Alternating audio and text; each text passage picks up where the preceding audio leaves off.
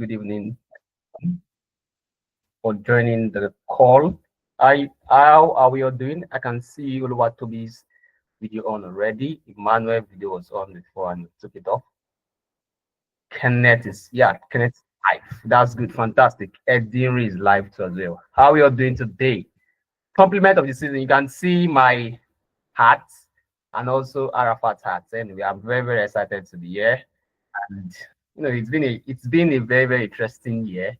12 months. This is the 12th month of 2024, and in the next few weeks will be in 2025. And we wanted to just catch up with our alumni communities, our back rock. You guys are actually our back rock, and you always feed to the analytics body, and we also want to give back to you guys. You guys are our body, our strength, and we just want to just see you guys succeed. All right, but yeah, this is not going to be a training or let's say class. Let's just catch up. All right, it's the end of the year, so let's ease up. So please drop in the chat.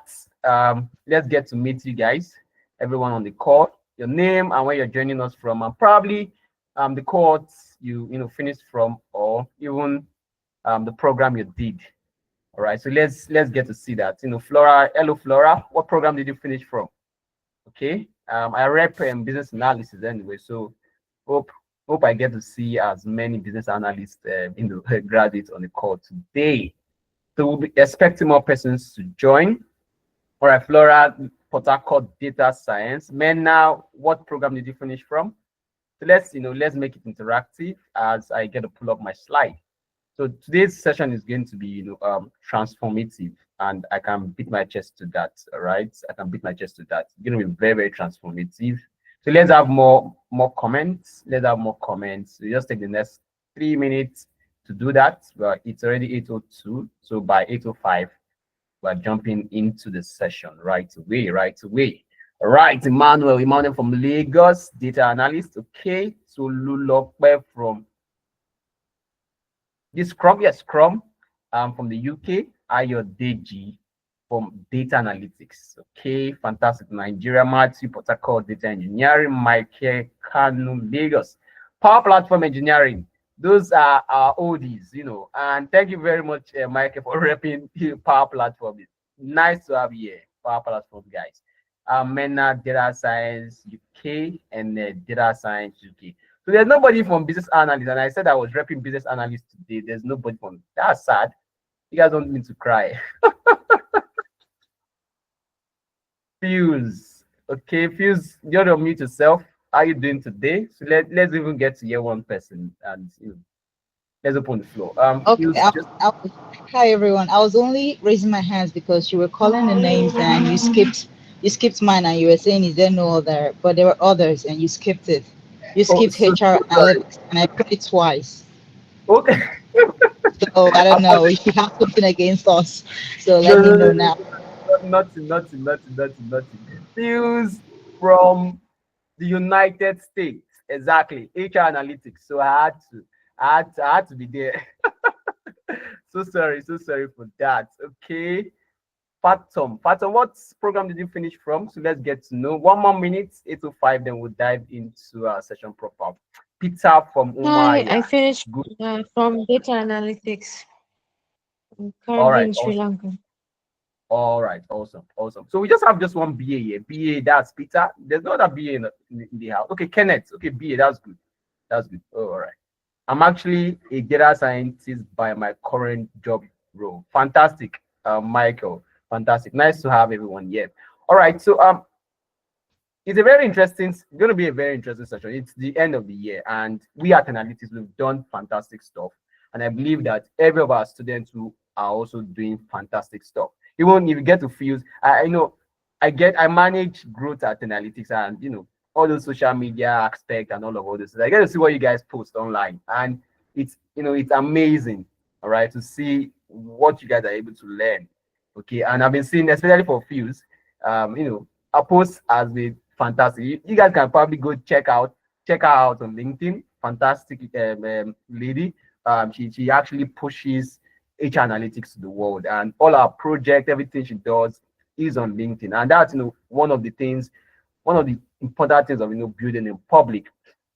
Okay, but today's session is going to be more of a personal rapport with individuals in the UK, individuals in Africa that are currently doing what you want to do. Because what me I've gotten to realize, especially in my years of experience, is when you get to learn and listen from the success stories of others, you tend to 10x your career growth, because you are listening, you're listening to their struggles, what they faced, so you do not get to face that scenarios, or even if you get fronted with those scenarios, you know what to do ASAP. All right, so when you get to learn from people, and I'm the kind of type, I really don't read that much, but I listen to people. I get to watch people. I just love. I do what we call mentorship from a distance. I really don't have someone to say this is my mentor. I will just say, okay, Oluwatobi is my mentor. I always run to Oluwatobi. No. So probably if Oluwatobi is someone in my space and really does what I really want to do, I learn from a distance, copy what he is doing, and try to replicate it for me. If I have issues, I tend to reach out to him. I've been progressing like that. All right. So today we're going to listen to success stories of people, struggles as well. Please, can we mute our mics? Or do I have to in a minute? Let me turn off mics. Okay, good. All right. Okay, done that. All right. So let's just get started. I'm going to share my screen now. Just have a few things to share to us, nothing so serious, so we can see why we are here, how 2024, I'm already in 2025, sorry, how 2024 has been for us. So my name is Elijah Bulwe. A lot of us would not have known me, and it's fine. All right, so I lead the growth aspect in analytics. So I'm going to put this in slideshow so that we can see. So yeah, we're going to be looking at strategies to job hunting in the US, the UK, Canada, my struggles and successes. All right, it's an alumni end of the year event, and we want to we want to share with you guys, and also hear from you what your plans are in 2025. How can we help you achieve it? All right, and also you already know what UT analytics are, so I do not need to busy around this. Leading a tech organization focus on helping people learn specialized skills within the data space, and we also provide data consulting services. If you're following us on social media, you would see that we were on a drive on giving out free analytics training to organizations. So we're looking at breaking into the UK too as well. For 2025, that's also one of our plans. And our alumni communities would also help us. So I know that a lot of us are in interesting organizations that would need people to learn some of these skills. So you can always reach out to us. We are more than happy to want to pass this knowledge to your colleagues to at your workplace. All right. So this is me, the growth leader at analytics, close to 4 years experience working across high level projects. Can you hear me? Sorry, I need to do this. Okay, good. All right, awesome. Good. Thank you very much. All right, so close to 4 years working experience on high level project, working alongside C-suite executives, cutting across the the education sector, finance and tech, and also non-governmental organizations. I've actually empowered more than this. So this is an it's an update. It's not an updated bio. So I've empowered more than 4,000 Africans ever since joining analytics, and people of the Black community to pursue rewarding tech careers regardless of their prior experience through mentoring and training initiative. So if also you've been following us in 2024, you get to realize that we are big on growth. Okay, we got into the Alberta Catalyzer Velocity program in October 2024, and the idea for us is we wanted to expand our operations. All right, we wanted to do more. All right, so that's what the incubators program is, helping organizations, startups fast track their company's growth. Okay, we got in here. We want to do more for the Canadian market. We want to do more for the guys in North America, and that's what we're actually big on. All right. And in 2025, we're doubling down on that effort. In the UK, we are coming for you. Trust me. In Canada, we're coming for you. The guys in the US are not even left out. You would see us physically in your environment. All right. And we would love to, have those interactions with everyone physically outside, the remote training program. Okay. And yes, like I said, we are touching base on every aspect, or let's say region, within the program. We also got accredited by the American Council of Training and Development, all right, and this would also help individuals, in North America, or even across the globe, that credibility, all right, empowering us to want to do more. Okay, so you can present a certification anywhere in the world. You just need to just type in the code from the American Institute, type in there, and you'd see that we are a verified and authorized professional training institution, right? These are great. Adesa also sends his greetings. I believe everyone would have had communications with Adesa a whole lot more, and myself. Okay, he sends his greeting and is willing to do more for the community in 2025. We will be very close to everybody. All right, 2025 is going to be an interesting year, but we need to start now.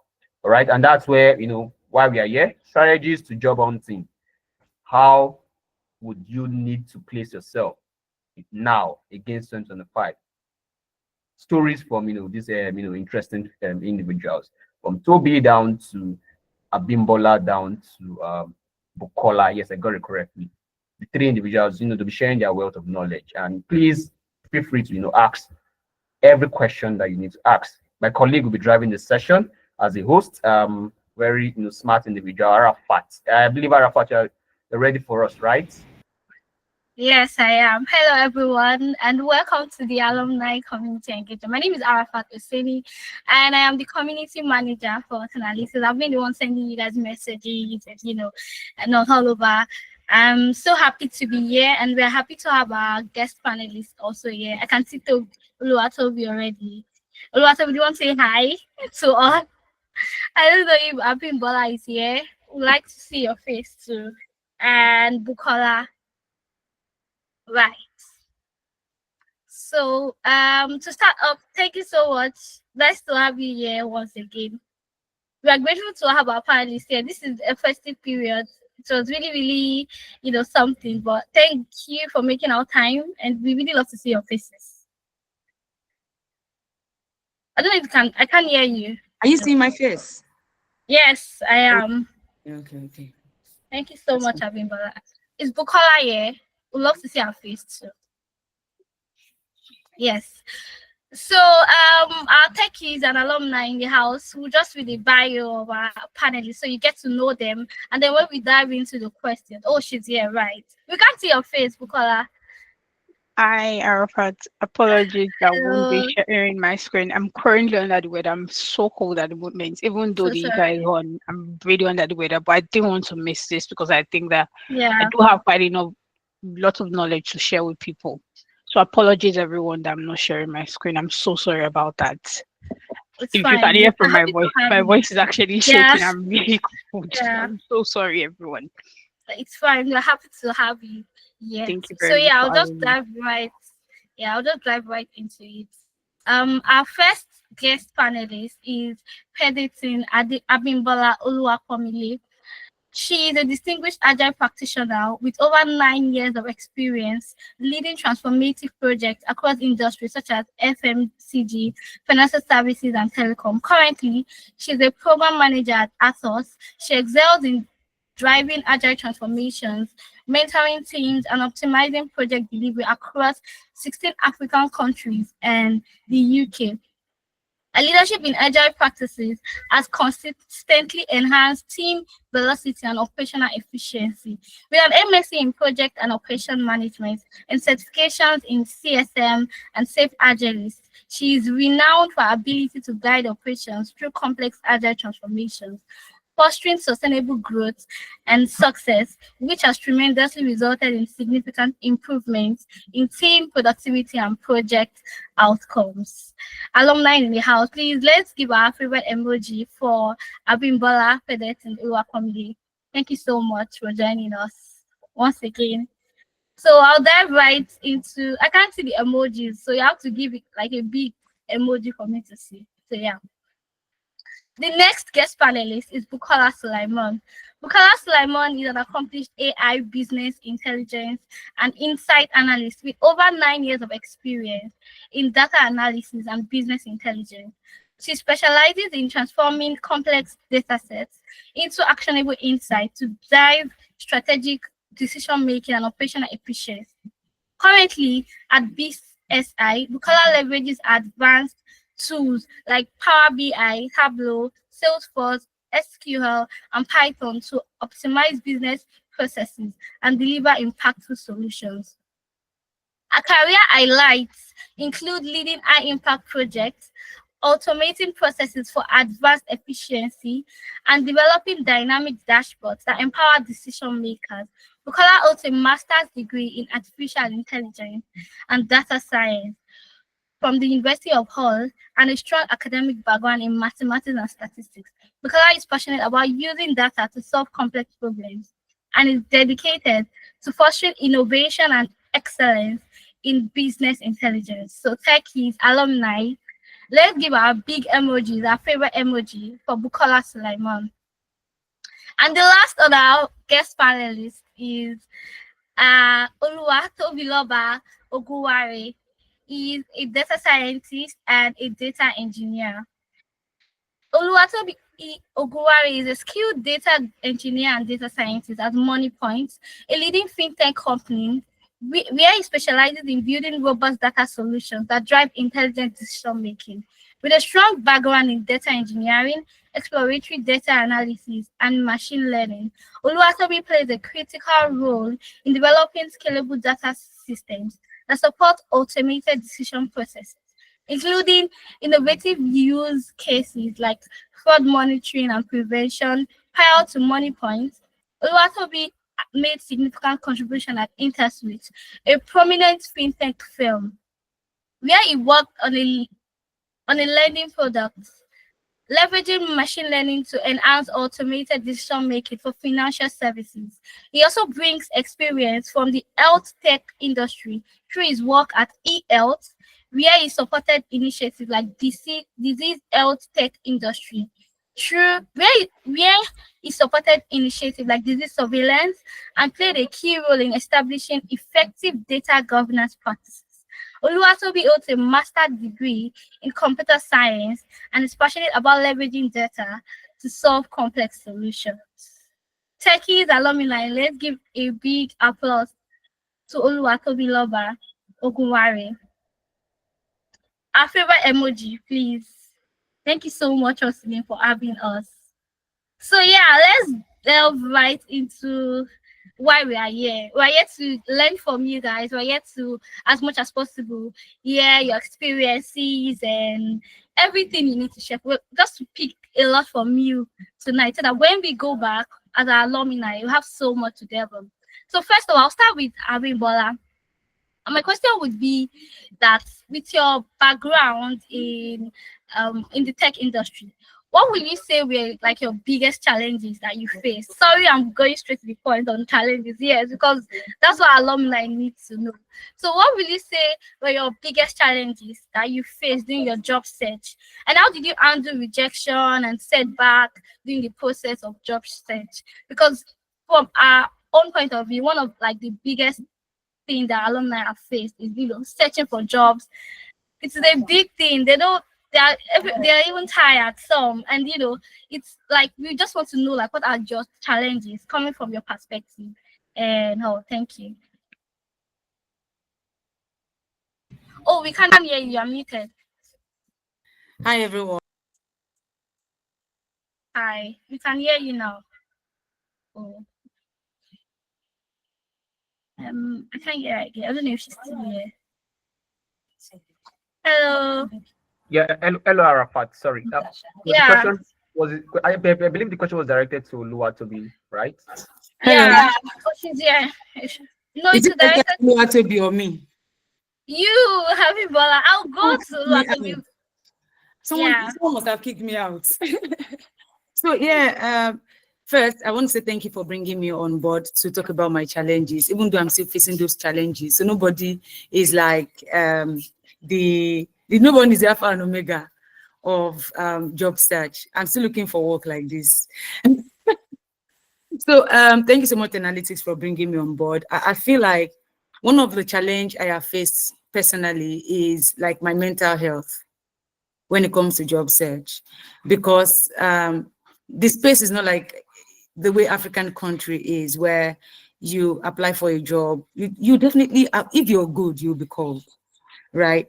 But here, the the the the the loads of unfortunately that you get can be very demoralizing. I would say that. And I feel like the major challenge I've faced is in the space of me, even at least let me cross the bridge of not you sending me, unfortunately. Let me cross the bridge of, oh, your CV has passed. Let me even get an interview, right? I feel like that has been the most challenging path of job search for me, is just to get that interview, to hit that wall, right? So I'm just going to speak around the challenge. I know that there are other questions that will come up after now, but just to open the floor, I feel like the effect on me personally has been my mental health. And I'm saying this because I want you all to know that you are not alone. Like, it's the same thing everywhere. Like, sometimes I feel like, am I the only one? But when I begin to ask people or talk to people, they come back to say, no, you're not the only one. I'm also mentally down. I'm also mentally derailed. And the truth is, for me, I have applied so much that I've gotten to the point where, come on, I don't want to apply anymore. Like, I probably lost hope to say I'm not doing this anymore. So these are like the challenges. For me, the major challenge is not being able to get to the level of interview. And also the other challenge is my mental health. And the idea of me feeling like I'm alone in this, or something is wrong with me, right? But I know I don't want to delve into solution, but let's just leave it at the challenges, if that is okay, Arafat. Yeah. Or did I miss anything? No, you did not. Okay. I would just like to hear from Oluwatobi, and then we go to Oluwabukola. Okay. Because I know like most of our some of our alumni study in Nigeria, and although I went to Blum, I said no, I'm not in US, I'm like, no, we also have alumni in Nigeria. In fact, they're even feeling left out that we only focus on people abroad. I'm like, no, we need Oluwatobi's input. So yeah, the same question goes to you, Oluwatobi. What would you say are like your biggest challenges that you faced in the tech space when it comes to job search, and how have you handled like rejection and setback during the process? All right, thank you very much for the question, Arafat. It's great to be here again. I hope I'm audible. Yes, you are. We can hear you. Yeah. So in terms of challenges, I can relate a lot to what was said previously in terms of like, it's very difficult because of the whole AI systems behind places like Greenhouse and some of these other CV processing sites that just, give automatic, unfortunately, and many people's unfortunately emails now are very long. You think they're inviting you for an interview. But in terms of personally for me, I was, should I say, fairly lucky, because it was fairly smooth when I was starting out, for me. So I was fairly lucky. So I have not personally experienced those challenges, but people who I mentor, what they say or what they say in the industry, especially for juniors, is that, because this is like after COVID, I should say, after COVID, the kind of the expansion that tech was going through like slowed down a lot and even started to contract, where people were losing jobs and stuff. So the competition is actually very intense. Just to get in, it's actually very intense. It's not really affecting how people get paid, but the competition is very intense. A lot of people are getting rejected. especially for newcomers. A lot of people are getting rejected, so it's very difficult to kind of break into this space. You have to be maybe exceptional in some way, like maybe exceptionally lucky or have built something exceptional prior to your job search. So that's like kind of the current difficulty that there is. Um, it affects kind of your outlook as to getting the job. So in terms of solutions, what I usually say is, even with how dejecting it is, I can give a story. There's a friend of mine who is a very senior person, um, who so the contract for one of his jobs expired, and he was also looking for a job. This is somebody with like 10 or 15 years experience, and it was outside the country now in Netherlands. So in looking for that job, he did not get a job in like 2 months, and he was starting to doubt himself, his skills that he has already built up as a very experienced person. So I kind of understand how it can be. When you apply all the time, you modify your CV. Everybody has different ideas for what a CV should look like. You have like 5 CVs, that you have to modify. Sometimes you write cover letters. So it can be very dejecting when the rejection comes. But what I like to say is that if you stop applying, then your probability of being called is like it drops to zero, really. So for you to have a non-zero chance, you have to keep applying, even if it's just maybe you don't put the same energy to it. You just have to keep applying. And then there's the usual thing like building in public. If you're a social media person, you can also post on LinkedIn, Twitter. Just make sure that you're out there, people know your work. Then one thing that I find that is very important is, or two things that help is, if you have an idea of where you want to work or the kind of work that you like to do, you can personally look into what that industry focuses on, what their current problem is that they're trying to solve with data, then try to do a project around that by yourself. Put as much effort as you can into it. If it's possible, so get somebody in the industry to review what you've done so that it becomes kind of, okay, this is actually applicable in real life, not like just a toy project. Then when you are able to do something like that, then also try to attend kind of like networking events or just events where data nerds gather. So you will definitely find somebody to kind of explain your project to, and then there will be somebody that will take an interest. And I've seen a couple of people like gain internships in that way. And internships is kind of a way like to get your foot in the door. So that's what I can contribute on the challenges. But then again, I just like to say, when you're applying, what we need to keep in mind is that around 80% of the whole situation is not in your hands. It's actually in the hands of the government, in the hands of the company. It's not in your hands. So if you're, if your CV is getting rejected and all, you are responsible for like 20% of that, right? So it's not really about you, it's about the situation. If the global economy improved, there will be jobs for everybody. But now it's kind of like a tough time, quote unquote. So we just have to keep trying until we get it. So that's all I have to say. I hope I'm not rambling on for too long. No, no, not at all. Oluwatobi, thank you so much for that. I believe like the backstory is something that our alumni will always want to work because it's something they can, relate to and they can also learn from. So yeah, so I'll go right to I'll go right to Bukola. Bukola, is here? Yeah, I'm here. So I don't know if you want to add to what Oluwatobi and Abimbola said, but yeah, in addition to that, I just want to ask, like, for coming from a perspective of someone that the blacks, like as a person of color, have you ever experienced like any racial bias or let's say discrimination during your job search or even in your current role, in addition to maybe it has now formed a challenge when you're searching for a job or try to set you back and all? So yeah. Hi everyone, thank you so much, Arafa, for having me here.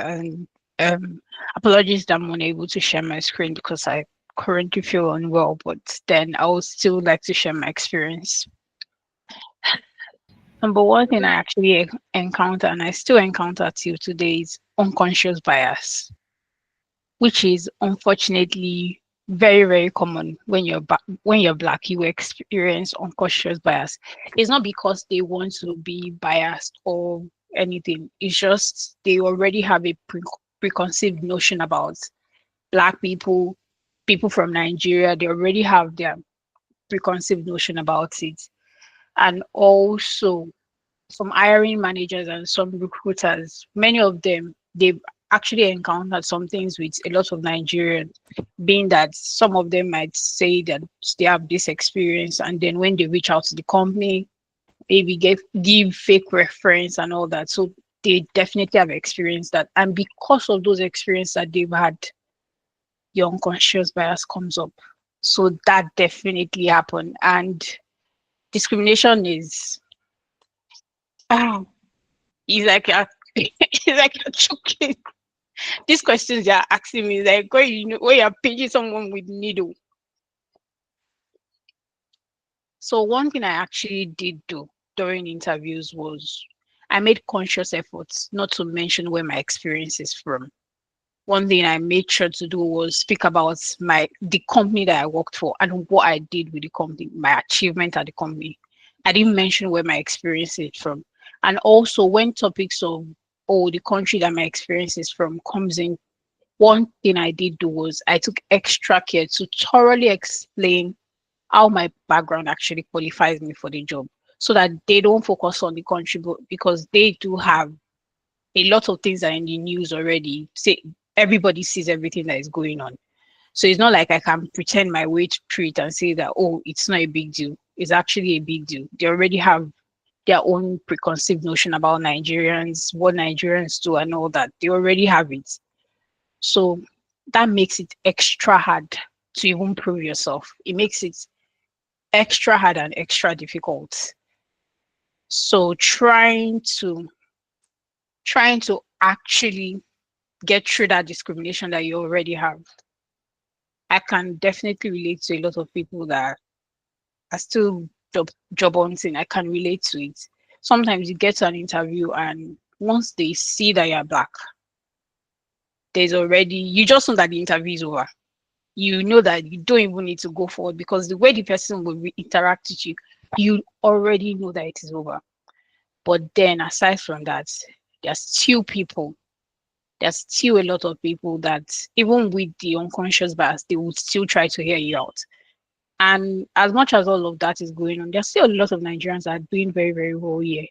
So I don't let that discourage you. Yes, you will face unconscious bias. I'm facing it. I faced it. It's not something that would end today because our problems are still there. It has not ended. So there's still a lot of things going on that would definitely continue. But one thing you would do is make sure that you are thoroughly prepared. You are speaking about your experience that they can't even doubt you, regardless of the kind of bias that they have. That's what I have to say about that. Right. Thank you so much, Bukola. I feel like you've, touched on the topic of discrimination and bias a whole lot, and we don't need to go back to that because, it's good to hear your experience and to learn from that. And I believe our alumni have taken so much notes on that. So the next question is to Uluwatobi. Uluwatobi, we want to know how you prepare for job interviews, to get a landing roles in Money Point, InterSwitch, and other tech companies that some of our alumni are looking forward to working with their skills that they've learned from Analytics. So how do you prepare for job interview? Are there any tricks to it? Are there special notes, magic words for them to take hold and say, oh, this is what I'll say in my next interview? So yeah. Okay, thanks for the question, Arafat. So how I prepare for an interview.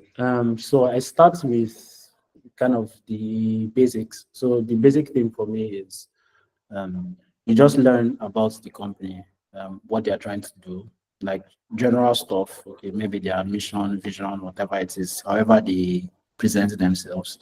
Then you learn what they're trying to do with data. So what is their maybe like what's their organization structure like in terms of data, right? And then you can then message somebody. What I usually do is you can message somebody within and ask, maybe not just ask a direct interview question. I mean, if you have a friend on the inside, that can help. But you can ask, okay, what is your day-to-day like and what is the stack that you guys work with, right? So they can give you an idea. And once they give you an idea, you will now use that to know what to learn because this our field is very broad. Questions can come from anywhere. So I remember we have one of our facilitators too. So he joined InterSwitch recently. I was with him on that where working through it. So in terms of preparation, whenever I'm at a role, usually because I'm very forgetful, I like to write down everything that I have done or achieved, whatever I've worked on that, if I tell somebody is like nice or I see that it has like a real world impact, then I write those things down so that whenever I'm going out for an interview, apart from adding it on my CV, I can recall it easily. I can recall it and it doesn't look like I'm fabricating something. And then I also try to kind of tailor my experiences to what might be useful to the company I'm trying to join. So, for example, my expertise was in data science previously. I'm a trained data scientist, but my current job is more of I'm a data steward kind of. So I do data engineering, some data science, but most of the work is engineering. So I needed to then talk about my experience in terms of data engineering to these new people I was trying to join. So I had to frame it in that way. And if you were the one that did the work, obviously, as a data scientist, most of the time you need to source your data. So that sourcing of data is what I now had to focus on when I was discussing the interview. And when you're talking to somebody, I think the main thing if you are interviewing like with panelists or things, it's just that you sound natural, you sound confident, you don't sound like you're trying to fabricate something. And if they ask you a question, if you don't know, you say you don't know. Like if you have no idea at all, you say you don't have an idea.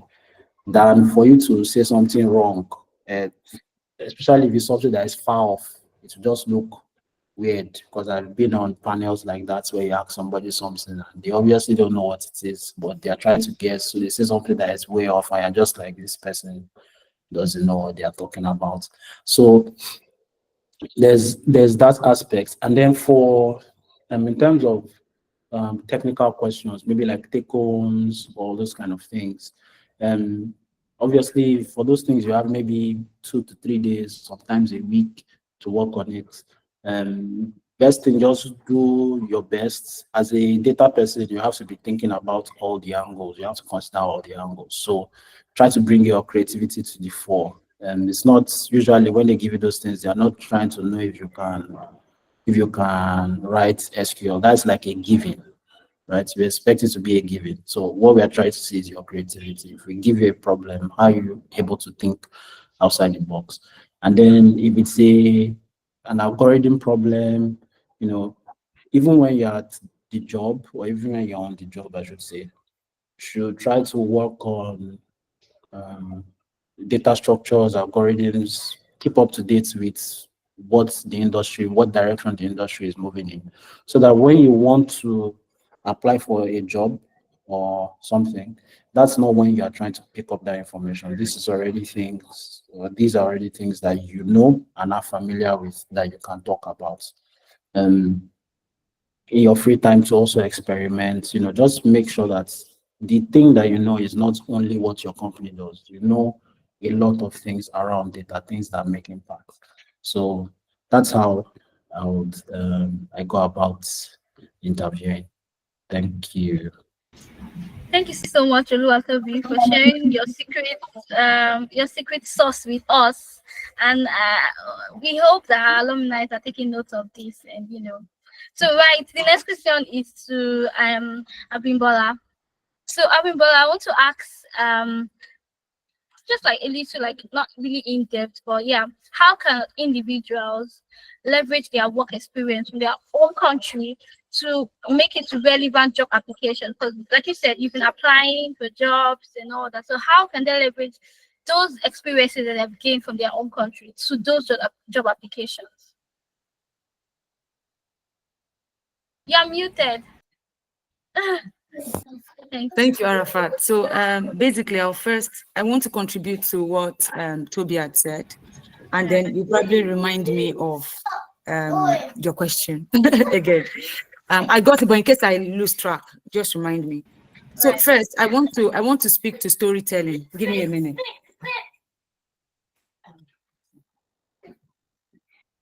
So I want to speak to storytelling, right? And it's quite important because I know that the people on the call, and I don't want to miss that point. That's why I want to quickly talk about it. I know that the people on the call are either transitioning or they are being on the job and then they are probably refreshing their skill, or they are trying to match up their skill with what it is like in the country that they are in, right? So one thing I want to mention is you must know how to storytell. So in as much you're going for interview, like knowing what you'd like, knowing the job, because Toby has spoken about knowing the job. But the other side of thing is storytelling, being able to match what you've been doing before with what you're doing now is quite important. So even though you have the knowledge, you've been trained by Analytics, you must be able to follow through the story. And remember, Toby mentioned that you must be able to, like, don't go there and be saying things that you don't know. If you're not sure, just tell them that, oh, I'm not sure. It boils down back to the fact that you must have been able to tell a story from what you were doing before into what you are transitioning into. And one of the things that you can do one of the things that can help you to do that is you need to know how to use ChatGPT very well. ChatGPT has to be your friend. I feel like the best way of storytelling is to use your ChatGPT. You have to be able to speak to ChatGPT as if you're speaking to a normal human being, right? Being able to match that, I think ChatGPT will be able to give you that. Is as good as saying ChatGPT saying you used to be, for instance, a business development manager, and now you're transitioning into maybe data analyst or whatever you're transitioning into, is to say, can you build me a story and create project scenarios around it? So it's not just about saying, okay, I have learned it, but being able to create project scenarios around what you have. Whatever project you have handled as well, one of the things that you can do is, how do I scale the project I have handled? Because most organizations, like for instance, you're working in Canada, UK, US, most organizations don't want to employ a newbie. That's the truth. They want somebody that when they employ, they plug you straight into the system and you start working. Because the fear is, I don't want you to spend a month trying to learn the job, or a month trying to form norm and storm and all of that.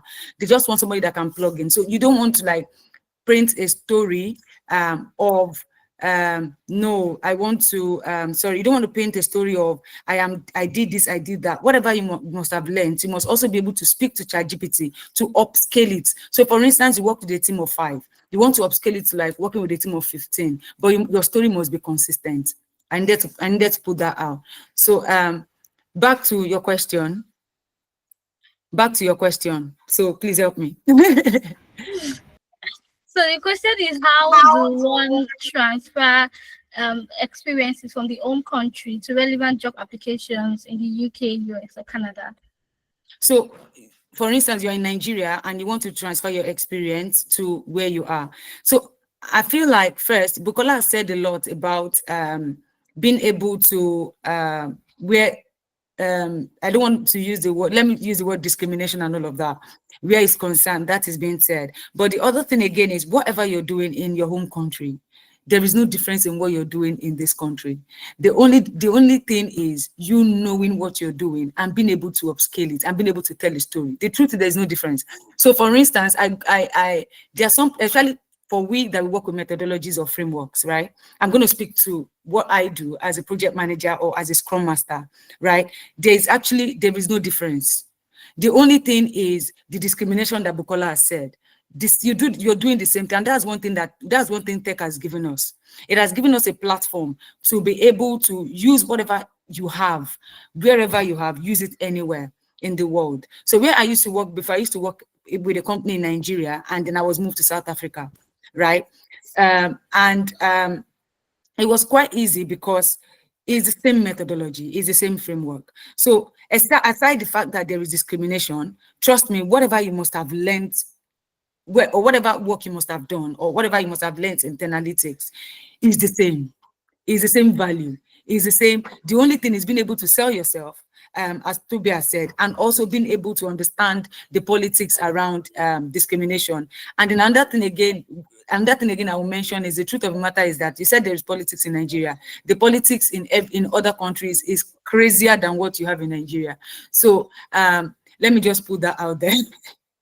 Thank you. But I personally, except Bukola has a different idea or Toby has a different idea, I personally don't think that there is a difference, especially where methodologies are concerned. The only thing that could be a difference is maybe the framework they use. Some organization will probably, for instance, will use a Scrum framework. Some organization would use maybe a Kanban framework. Framework can be different from each other. Like for instance, in the UK, they do more of Prince 2, right?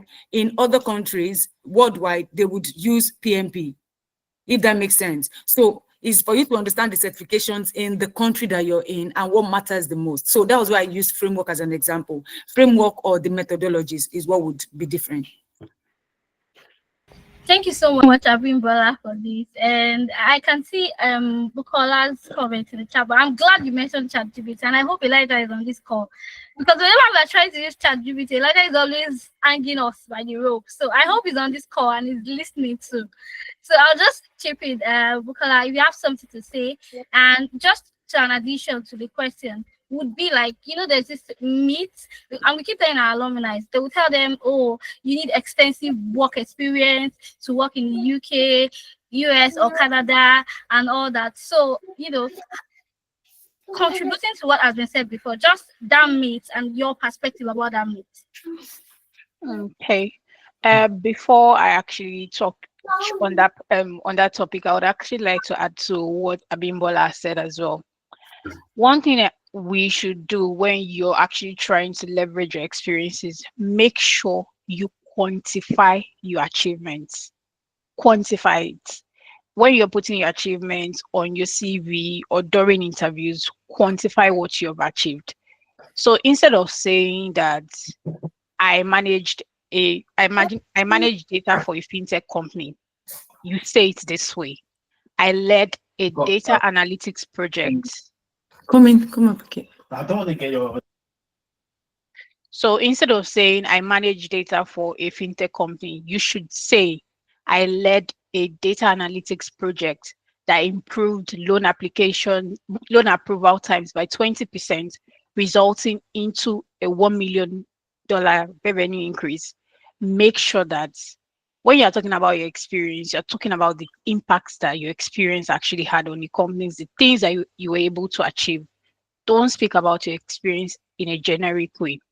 And also, just like Abimbola have said, every single thing that you've done in Nigeria is very similar to what you'll be doing here. It's the same. It's like saying that the Power BI that you're building in Nigeria will be different from the Power BI that you're building here. There's no difference. The only difference is the data sources. That's the difference. You just need to understand the data sources. You are building the same thing. All your experience, they are very valuable here. But then is how to actually prove those experiences that you've had, how to prove them. And that's why I said you need to actually quantify your experience. It's very important. They like what's the word? I would not call it. We Nigerians, we probably don't like to brag a lot. But then I won't call it bragging. It means that you're selling yourself. You need to sell yourself. You're looking for a job. It means that you're looking for a job you're trying to sell something, your employer is trying to buy something. You need to convince them that they should buy you, basically. So you need to sell yourself. And when you're selling yourself, even though when to you you think that, am I saying too much? Hope I'm not talking as if I'm doing it. No, say it. Say every single thing that you've achieved. Make sure that you highlight it. When you are speaking, highlight all your experiences, all your achievements, even when it comes to educational achievements, highlight every single thing. Make sure you speak on it. That's what I wanted to say about that. So strategies that I actually use, one of the things that I will say is use keywords in the job descriptions. Make sure that you read them. It's very important that you actually read these job descriptions so that when you're speaking, you can use keywords from the job descriptions. And those keywords, then also when you're trying to actually apply for jobs, tailor your CV to match the job descriptions. Make sure that you are doing that so that you can highlight the tools that they've spoken about in the job descriptions or the processes that you have done in the past that actually aligns with the role. And that's where ChatGPT comes in. Even if you're coming from project management and you're trying to transition into data, just think of the things that you've done, the processes that you've done for project management and how it fits into data. Use ChatGPT to tell a story like Abimbola said with your experience and let it just fit into that role. Every experience is transferable, every single experience. And another thing that I've said before is focus on the results, quantify your achievements. Very, very important. Just please make sure that you are doing that.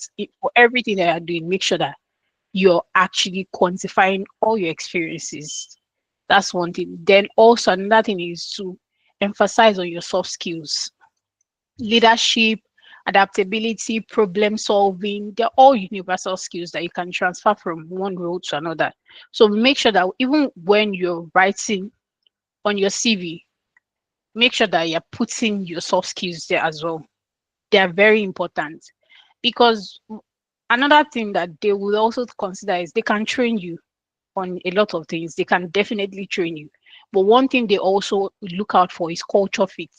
They say culture fit. They want to make sure that you can fit into their culture, into their company culture.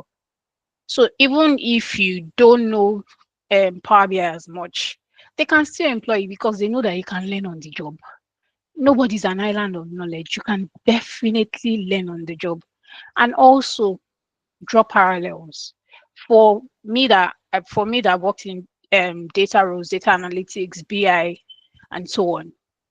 BI role and data analysis in financial sector is the same BI role in healthcare, is the same BI role in government, is the same, even with project management, everything in all the sectors, they're all the same. There is no much difference. The only thing that you just need to familiarize yourself would be the data source really. So that's why I just have to contribute to that. Thank you. Thank you so much, Bukola. Yeah, for that. I also wanted to mention that you didn't really speak much on the myths of, having someone saying that techies need a particular work experience or extensive work experience to get a job, or they need to have like certification from a high top tier university in the UK for them to get a job. Like, what is your opinion about those myths? And what would you say to that in just like few words? So the myths. There are some jobs that they probably exist. I won't lie to you. There are some jobs that they actually do need you to have extensive work experience in the US, UK. Some of them would even write it on the job application. So for jobs like that, you know that you shouldn't go to them. And the truth is, these jobs are like 10% out of the numerous jobs that are out there. So they're not so much. So you can always overlook those jobs. And then another thing, I think you said, did you talk about the misconception about a specific degree or something, right? Yeah. So I will say, while some degree or certifications might actually be mandatory for some roles, there are some roles that you will see that they would actually request for those certifications and degrees. It's just a fraction of the job markets, like I said earlier, like 10%. And one common misconception is that you also need extensive local experience to secure a job. Yes, some employers may prioritize candidates who are familiar with the local business practices and all that. But most of the employers, they actually care about your ability to deliver the results. So if you, most of them, they actually care about your ability to deliver the results. In fact, international experience can actually set you apart. There's some jobs that they would actually even consider someone with international experiences. There are some jobs that you, and another myth is that you need to start from scratch or take junior roles. This is not always the case. If you can highlight your leadership roles, quantify your achievements, and relevant technical expertise, you can actually be able to transition into mid-level or senior roles directly. And yes, I can see your comments, Abimbola culture. If you can if you can just make sure that when you're speaking to them, you're actually trying to be as friendly as possible, because that's another thing you actually need to do. Be friendly. But when I was interviewing in Nigeria, I didn't have to laugh as much or be friendly or anything. I just go straight to the point. But yeah, they actually value small talk a lot. You have to know how to small talk and maybe just say jokes that you necessarily won't find funny, but then just laugh. Just laugh. Even if you don't find it funny, you're looking for something, right? So just laugh about. They value friendliness. That you have to be friendly. If you're not friendly, they'll go and tell HR or somebody that you're not cultural fit or you're not this, you're not, they always find excuses to make. So when you're interviewing, just the first few minutes that you spend with the hiring manager, laugh, regardless of the jokes. You can even talk about the weather. That's one thing. If there's nothing you can talk about, oh, you can just mention the weather. That's it. That's all I have to say. Thank you so much, Bukola. Oluwatobi, I don't know if you want to add. Let's pick from your own experience about this myth.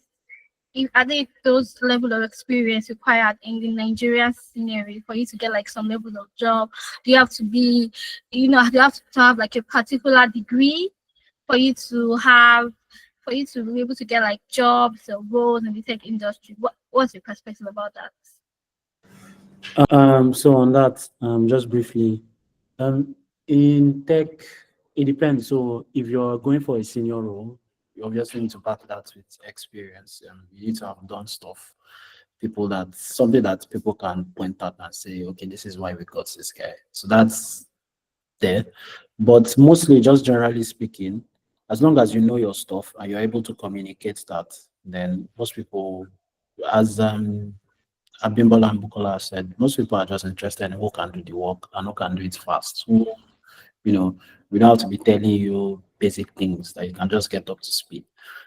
So that's what most people are interested in. Now, if you're working in like government or these very big established companies, especially the manufacturing companies, those ones are more, they are more degree focused. They like to focus on some degrees, some papers, like those very old companies and government companies. So if that's what you're into, then you need to also get the paper. So when they ask you for the paper, you can show them the paper. But beyond that, generally speaking, just know your stuff and be able to communicate. So that's it from me. Thank you for that. Over to you, Abimbola.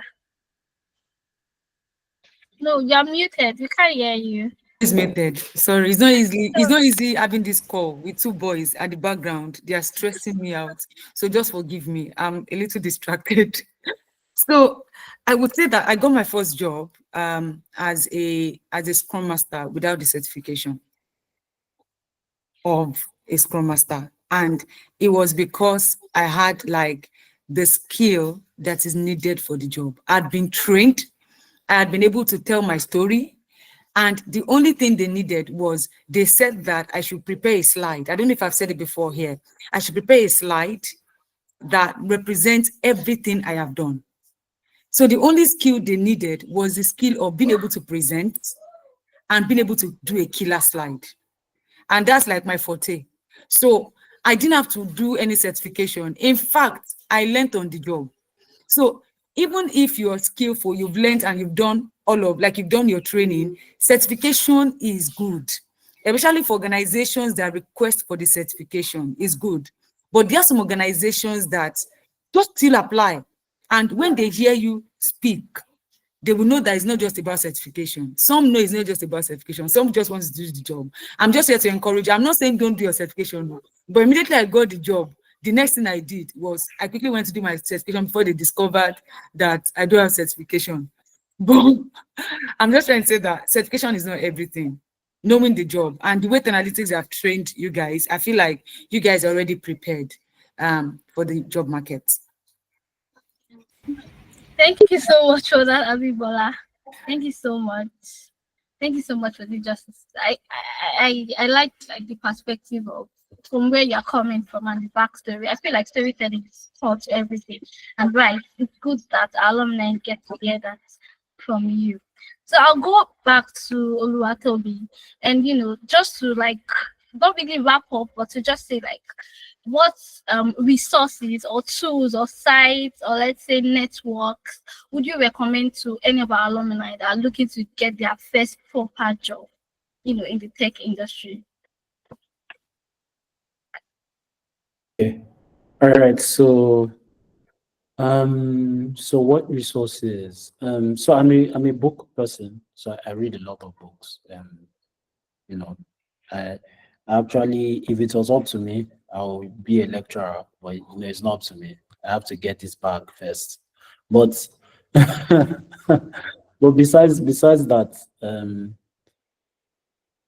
you need to whatever medium you prefer to learn in, you just need to be conversant with it. In data, our field is very, it's not like engineering in the sense that especially for data science and in some way data analytics. And so in engineering, software engineering, I mean, if they say you should do A and you do A, then the work is done. You are done with it. But in data science, if they say you should do A, the results might not be what they want, especially if maybe the data is messed up. Nobody knew what the data was saying before. The insights that they wanted to get may not be what they were expecting.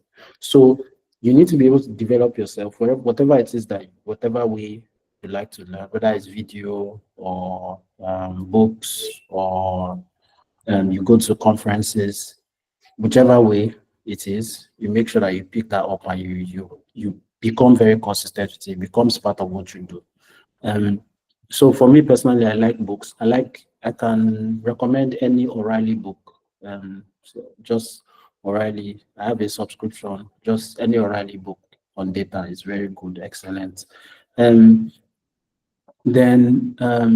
I also read a lot of articles. Data science is very mathematical, has a lot of algorithms. So I read like publications.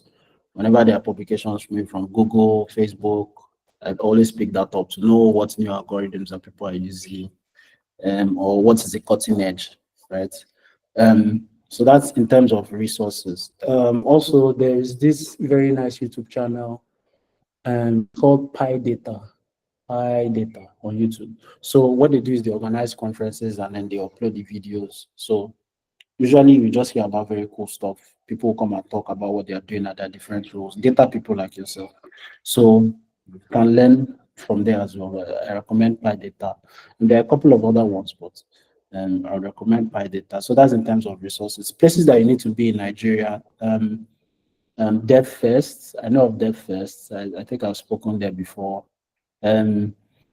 Whenever there is, maybe if you like to work in finance or maybe edtech or whatever it is, whenever there is like some kind of what's it called?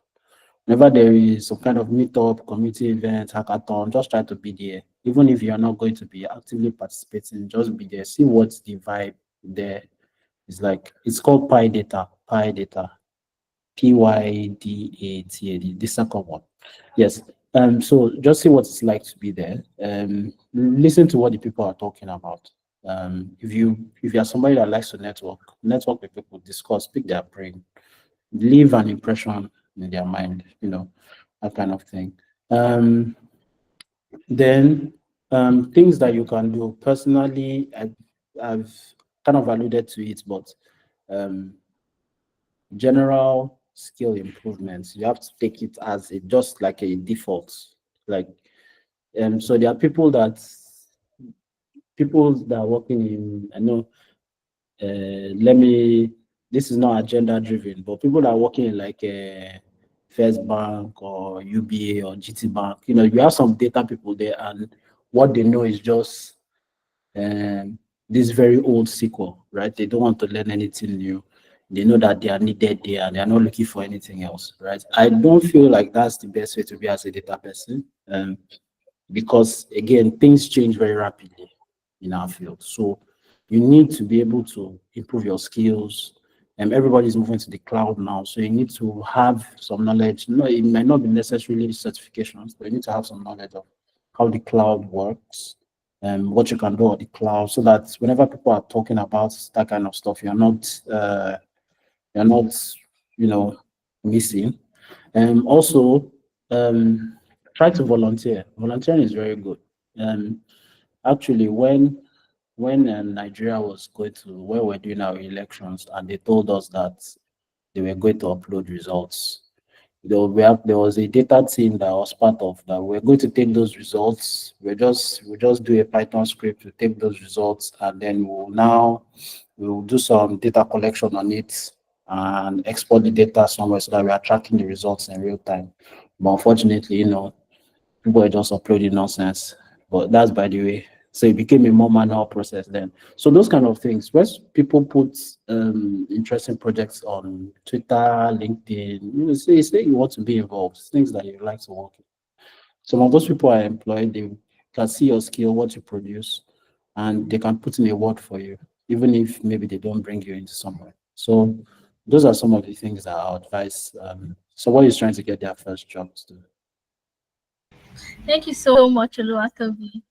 And same question, I'll just redirect it to Oluwabukola. So what are those resources, networks, tools, or that you would recommend for our alumni that are looking to get their first proper job in the UK, US, or Canada? I can most likely speak for the UK because that's where Right. I'm actually very familiar with. Yeah. So I'm going to say for resources, I learned Power BI through Udemy, just watching videos on Udemy and recreating it. But then I think Analytics does that, so that would actually be very helpful for you. That would be a very good resource to do. And then also for Tableau, I actually learned Tableau through YouTube by watching YouTube videos. I was just recreating what I saw. So I'm going to say YouTube is actually a very, very good resource. That people have done loads of things on YouTube. You can always use that to actually recreate everything that people have done there. And all for sites that you can use to get a job. My number one site I'll tell everyone is LinkedIn. I got my second, third, fourth, fifth job on LinkedIn. The only job I haven't gotten on LinkedIn is just my first job. Every other job that I've gotten is through LinkedIn. So I'm going to just recommend that you use LinkedIn. Optimize your LinkedIn account and just be applying on LinkedIn. And before you know it, you might actually get that call and you might get your first yes. And also another site that you can actually use for if you're looking for your first job is Indeed. Indeed too is very good. You can use Glassdoor. Glassdoor too is very good. You can even use Glassdoor to actually get information on interviews. The people that are in the company or people that have actually done interviews with the company. I use Glassdoor a lot when I was looking for a job. Anytime I get a job interview, the first thing I do is I go to Glassdoor. I check on Glassdoor to actually just see people that have done interviews with the company for the role that I'm interviewing for. What have they said about the interview and all those things? I do that. Another thing is Total Jobs for the UK NHS jobs. And I will also recommend going to government sites, whether you're in the UK, you're in Canada or in the US. The government sites, the government, they have jobs, and most of them, the citizens are not ready to do it. So leverage that for your own good and just use that. And then another site is read.school. I'll drop all these sites I've mentioned. I will drop them on the chat so that you can actually just use that. That's what I will actually recommend. And then I will also recommend going for data events for someone. I'm in the data field, so I think they do data science festival in May in the UK, and they also do data science festival in October. And there is also Big Data London. There's so many data events that happen. You don't necessarily have to attend everything in person. There's some that you can actually attend virtually. You can download Eventbrite to actually check out events that are happening, career events. They do a lot of career events around. So you might want to actually leverage those and attend them. And you might actually get lucky and get your first job through that. Right. Thank you so much, Bukola, for that. And I'll just rally round back to Abimbola. What are those resources? And then you can just add your parting advice for 2025 to our alumni. So we just go around, afterwards to Oluwatobi and Kola. So yeah, what resources, what networks, what tools do you use? And would you recommend for our alumni that about to get their first job, or they're wishing to get their first job? And then what is your parting advice for 2025? They are geared for 2025, and they want to hear from you. Okay, so I would say they've actually said everything, because what I would have said, most of it has been talked about in terms of YouTube and all of that. It's so surprising that it was YouTube. When I wanted to do my first certification, I actually used YouTube to learn. I used YouTube to learn Scrum, right? And it landed me my 7-digit job just by using YouTube alone. So YouTube is a good tool. And then the other thing I also wanted to mention is for those in the UK. This tip I want to give you need to pay me for it, actually, but I will give it to you for free. Now, there is something that happens in the UK that most people are not aware about, and I will give it to you. So listen attentively. There is something called support to succeed. So in the area that you are, they are like, in your areas, they are like homes in those areas, like people that manage your homes in those areas. Example is, I don't know if you know about first choice homes. They are like, just browse first choice homes or browse support to succeed. So government has given them like money, what grant or something. It's not public fund though. It's not public fund. Government has given them like grants to help people get jobs. So wherever you're living, they're like, there is always this, I don't know how to explain it, but there is one in my area here where they come, they recruit, they help you get job. They are responsible for you from the point of the moment they register you that you're looking for a job, because the idea is that they don't want people to be homeless. The idea is that they want you to have a job so you can pay for your house rent, right? So they're responsible for you to get a job. And from the point of, they will do your CV for you, and the people that will handle it, the people that are dealing with it are the people that are actually doing the interview. So what they will do is they will do your CV for you to match. In fact, when I went, the one I went for, the lady, when she handled my CV, she's like, I need to add that you're looking for remote, that what you want is just remote. The way she did the CV, she made sure that there's the way she did it that was totally different from what we would even say that, okay, use this, use that. It's totally different. So what they do is that they will support you from the beginning. The moment they register you, they will support you till you get a job.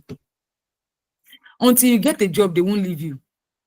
So, and it's so serious that even the money, there are some of them that it's like they give it like maybe 5, 7 or 8 organizations. There are some of them that they will pay for your fare to interview. They will buy you clothes to your interview. It's not public funds. They will buy you clothes for your first interview. So they do that. They will make sure that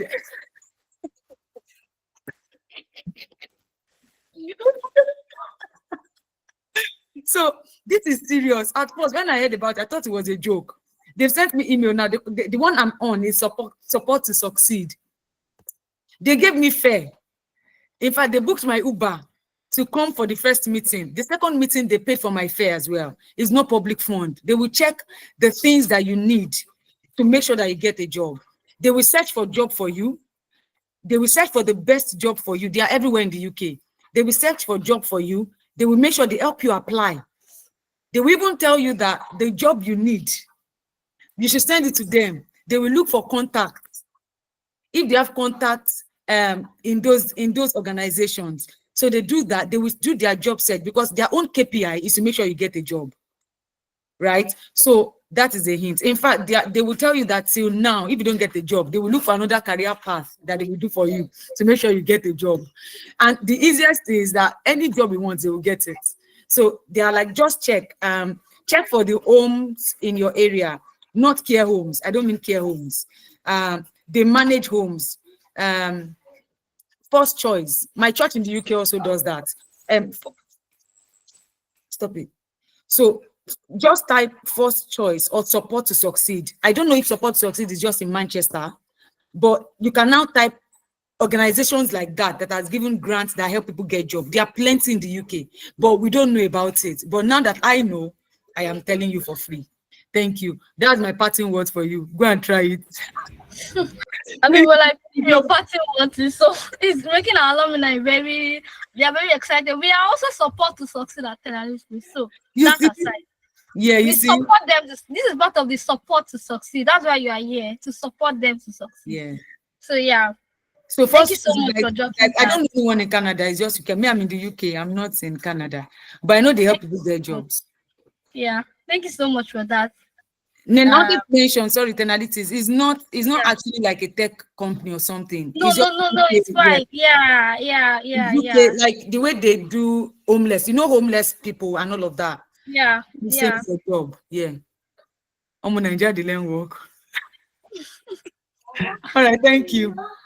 Thank you so much for that, Oluwatobi.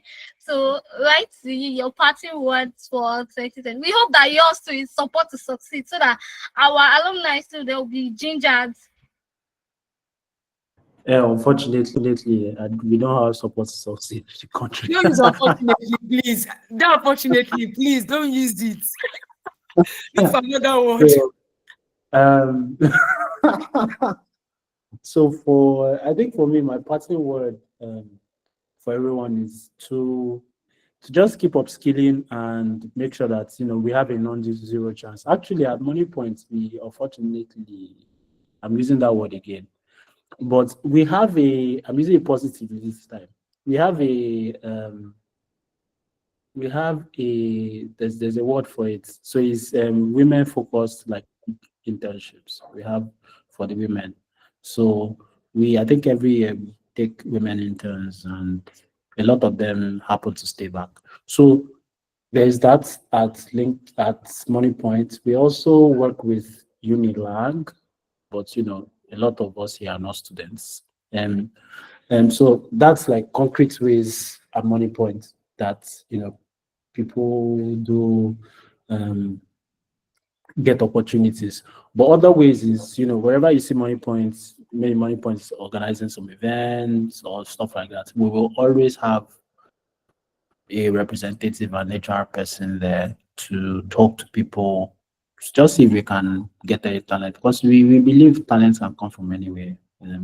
Many of our people, our top men are Unilag boys that is cause problem. So definitely I'm very open to get talent from anywhere. Moneypoint also has offices in the UK. So they also take people there, although that place is a bit biased to white people, but it's fine. Okay, in terms of other things, if you keep, as I said earlier, if you keep applying, you make sure that you have a non-zero chance, And I think something that I've not said is just apply. When I was still trying to break into the field, I'll just see some roles. I'll see like 5 years experience, and I'll just be discouraged. But just apply, right? Sometimes the company, they don't know what they're looking for, or the HR, they don't know what they're looking for. And if sometimes you look at the JD there's job description, and it's like 2,000 things that they need. If the idea is that, what I like to say is, if you know very well 20% of the things that are there on that JD, and then you are able to identify around maybe 60% of the other things. Like, you just know, okay, I've heard about this, I've heard about this, that JD is for you. Brethren, apply. See. So there is no I would say there is no don't be scared about job experience. If they are looking for somebody that is a senior, maybe they'll put 10, 15 years, you know that, okay, this one is they're looking for an old person, right? But if you see something, if it's less than 5 years, it's 5 years or less, just apply, right? Because some of the times what happens is that the HR and the company are looking for a kind of profile, but if when they realize that they can't get that profile, they might just pick, okay, who is the closest, or who is the person that we see the most potential in, and that could be you. So don't be scared about any JD.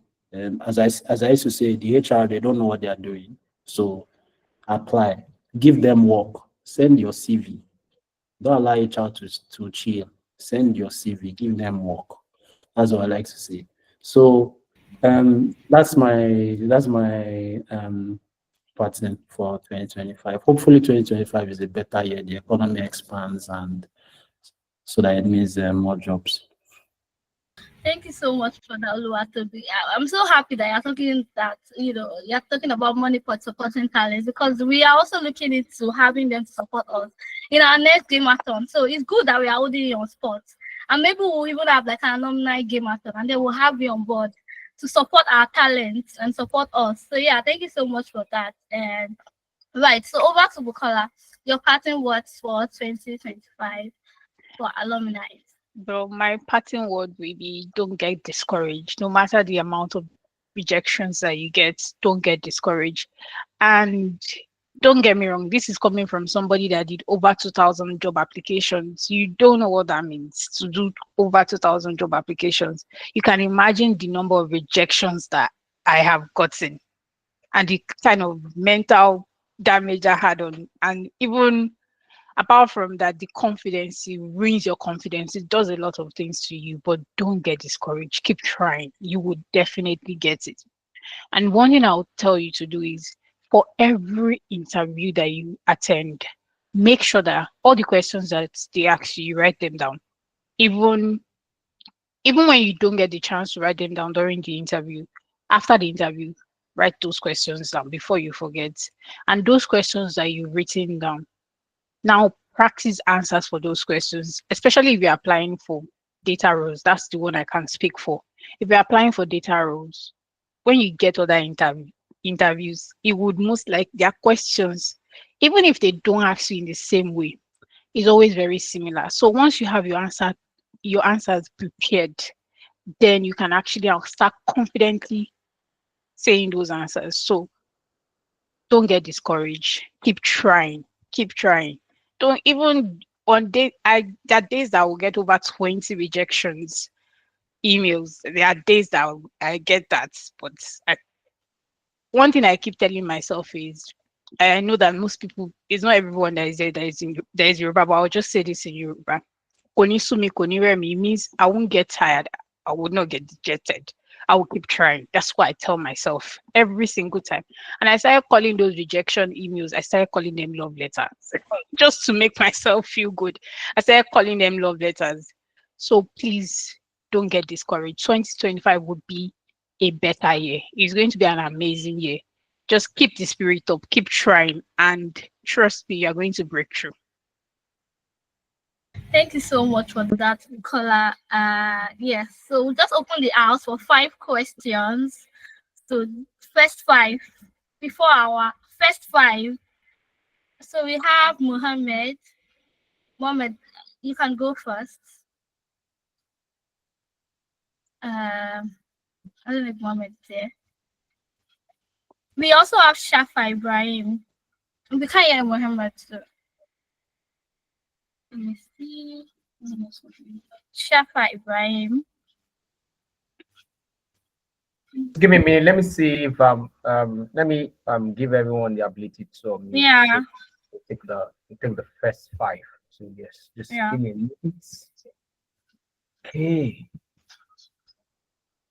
Trying to see that from here. Okay, good. I've seen it. All right. So Shafa Iman, you Ibrahim, Ibrahim. yeah, you should be able to unmute yourself, please. Go ahead.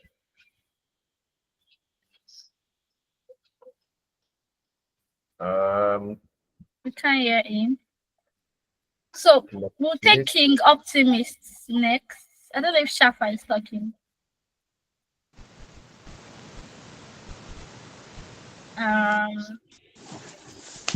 King Optimist, do you want to go ahead? Please, Abiola, do you want to mute, please? Hello. We want to just take it. Hello, we can hear you, King Optimist. Hello, good, Okay. Oh, Shafa Shafa is speaking.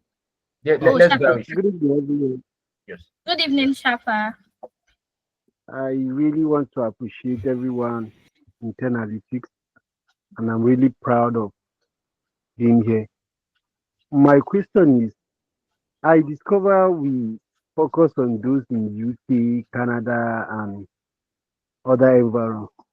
Many people are from Nigeria here, and I don't know, I've not heard any of the ideas from people who had experience already from Nigerian, and they are still in Nigeria applying for jobs, and what's their experience? What have they gone through all through this year? We would like to have a little idea. Thank you Thank you very so much. much for that, Shafa. I think you did meet the bio reading. Oluwatobi is in Nigeria and is a data scientist, and that was why we had him in the panelists, and he has been able to share. I don't know if Toby is here. You can just add like Yeah. 1 or 2. So, But yeah, okay. the session is recorded, so you can always go through his remarks. So yeah, Toby, we have some words for Shafa. Yeah, so in Nigerian context, as I said earlier, so right now the economy is contracting, it's contracting, I should say, and the job market is very tough at this point in time, especially for newcomers. It's very tough. So, when I was starting, I was a little bit lucky that once I finished my master's degree, I was just able to start working on, because I actually started working with Upwork, then getting some roles after that. So, but typically what will happen is that most people, if you are not headhunted in school, if you're not picked up in school, you will then need to kind of, as I said previously, you then need to maybe most likely volunteer, or you make sure that you attend events and you build stuff that is close to where you want to work. So it depends on, especially if where you want to work is outside the government. If you want to work with the government, it's a different ball game entirely. Now it's very political, But if you want to work outside the government, currently right now the people that are employing people like us is usually the fintech, but you see some FMCGs there, you see some asset management, it's also kind of fintech. So these tax companies as well, consulting companies.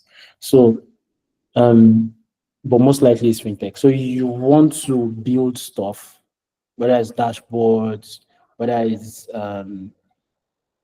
dashboards, pipelines, whatever it is, in that sphere that solves a real problem that those companies are trying to solve. And then you will now most likely need to take a review from somebody that's already working in that company, somebody whose profile that you like, and say, okay, I built this. Is this similar to what you guys typically do? And then they can advise on, okay, you can do this, you can do this, you can do this, just to improve. And then you put all of that in public. Like, okay, this is what I have done. And then once you've been able to do that, you make sure that wherever it is that, some kind of event is coming up, or wherever they are volunteering to solve a problem in that industry or any data problem, you try to insert yourself and, contribute and make sure that your impact is felt. And then from there, you have a lot to talk about. You have a lot to talk about. And by the time you've worked there for a while, you are like somebody with, even though you've done 1 year, you're like somebody with 3 years experience already. So it's just that's the way it is currently in Nigeria. And as I said, just keep applying. Don't worry about the JD. If it looks familiar enough, just apply. Don't worry about the years of experience as long as it's not more than 5. If you're a new joiner, just apply. The HR don't know what they're looking for. Apply and give them work. Put it on them to reject the CV, right? Make sure to apply. So that's kind of the Nigerian context.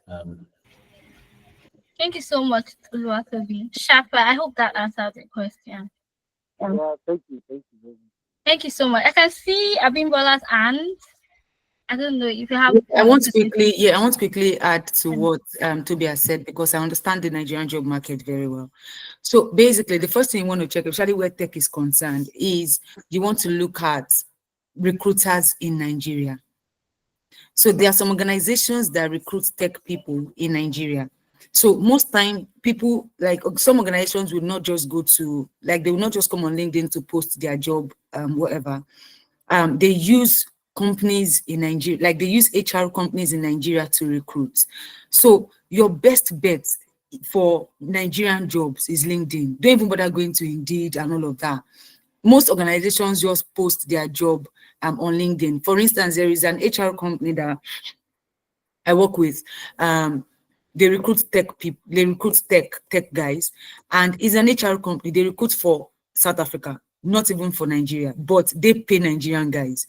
So, like I said, make sure that you're targeting, go online, search for tech recruiting company or tech recruitment company in Nigeria. You can send an email to them, send your CV to them. They are always recruiting and they are always looking for candidates. It's just that most Nigerians don't know that these opportunities are open for them. And another thing again is, if you have like people on LinkedIn that you feel like you can have a chat with, right? That are already doing what you're doing, message them, like reach out to them. I should tell you the company. Search on Google. Don't worry, I will send it to Analytics. So Analytics will give you the company. Don't worry. Yes, thank you so much, Abimbola, for that. I will take the second question. We are running late. Yeah, go on. King Optimist. Yeah, I can hear you. Hello, everyone. Good evening. Hello, good evening. Depending on the time, your time zone. Okay, I did my training with analytics some years back, and I came into Canada this year. Approximately, this is my 6 months in Canada, and it's been really crazy. I've tried to apply to jobs every time, rejection letter. Like she said, she calls them love letter, but these days you just wake up and you're seeing rejection letter. I tried one scope I learned from the interview, from the tutorials we got, like you have to tell your CV to the job description. I did that. Then I was able to get like 3 or 4 interviews. After that, nothing. Right now, I'm at the crossroads. I'm at crossroads right now. I don't even know. Maybe I should switch career. For somebody who was doing business in Nigeria, move to tech. Now I'm thinking of going into the health field. As I'm talking to you right now, I'm going to school in January for nursing. And it's really complicated because right now I don't even know what to do, because I still believe in this data analysis. I believe in it, but a lot of things are going wrong and I just can't wait. So that's why I considered that, that's why I considered going into nursing, and classes are going to start in January. So I want to know, what is it that I'm not doing right that is really causing the rejection? I know you have to apply 1,000,000 times. Yes, I know, I've been doing that. I get that a lot. Apply LinkedIn, Indeed, whatever. I have done all those things. I do them on a regular.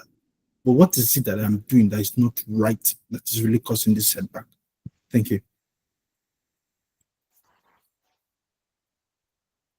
Jesus Christ, did you hear me? Yes, we heard you. Sorry If about that. Bukola wants to answer. Yeah, I can. Thank you. I get your frustration. See, it is frustrating applying every day, and even when you manage to get interviews, then you get the unfortunately. Mm. Ah, you know why I'm saying like this is because I've been there, I've experienced it. And this is coming from someone that had over 5 years experience in Nigeria already. And it still happened. Sometimes these things is actually beyond our control. I think at the beginning, Luatobi said something about, I can't remember if it was Luatobi or Abimbola that said something about 80% of it is actually beyond our control. We only control 20% of it.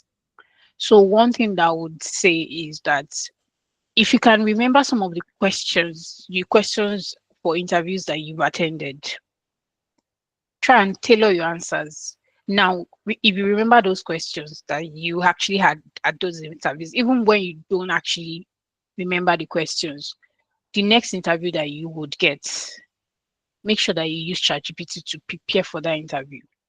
And also, when preparing, just make sure that you are telling ChatGPT that you are currently applying for Canada, because Canada, the way they want you to answer questions in Canada is different from the way a UK company would want you to answer questions. It's different from the way a company back in Nigeria will expect you to answer questions. So sometimes one thing that I experienced that it was actually very difficult for me to was communicating my experience in the way that the interviewer actually understands. To me, I thought I was communicating my experience well enough. I'm saying this thing, I know it. I know my onions. I know everything I'm saying. I'm just communicating. But it's not enough for me to say that I'm communicating. The people that I'm talking to, the interviewers, the hiring manager, do they actually understand what I am communicating to them? That's one thing that you probably need to do for your next interview. And also, I know that you said you might actually have been tailoring your CV to the job descriptions, but Yes, then correct. you might be using the wrong prompts when you're Okay. tailoring your CV.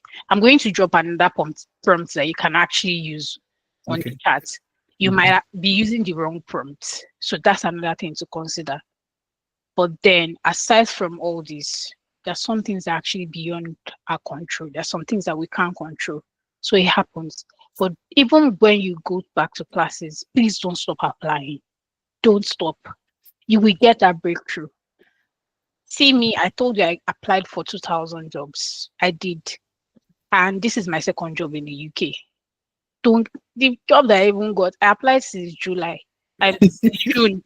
The job that I'm currently doing, I applied since June. And they got back to me in October. See the long distance. So Yeah. another thing you need is patience. It will happen. Those jobs that you've actually applied for, they might not have even looked at it. You don't know, maybe next month, but this time next month, they will actually call you for an interview. This time next month, that's December next year. Okay, Oh, this time next month. next Month. month, Oh, that's please. January. You don't know yet. I panicked. Sorry. You don't know what will happen. So don't give up. Just keep trying. Keep trying. Keep trying. It might be at the moments that you think that I'm just tired. I'm really tired. There was a day I broke down. I started crying because I just thought I have tried everything possible. What am I not doing right? It happens. There are days that you would actually get frustrated. Trust me, it happens a lot. And this is me telling you that I've experienced it.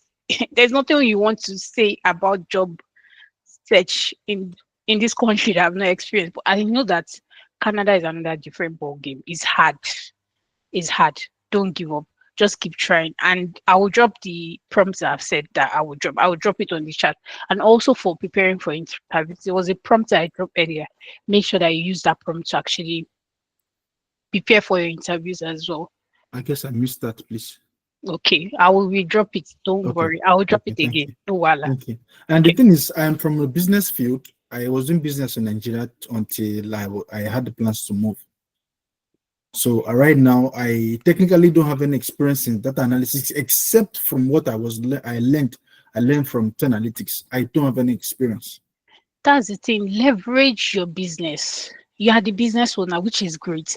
Leverage those things. Like there was something that I said earlier about making sure that you quantify your experience, especially when you're the owner of the company, so you can actually leverage your experience as much as you want.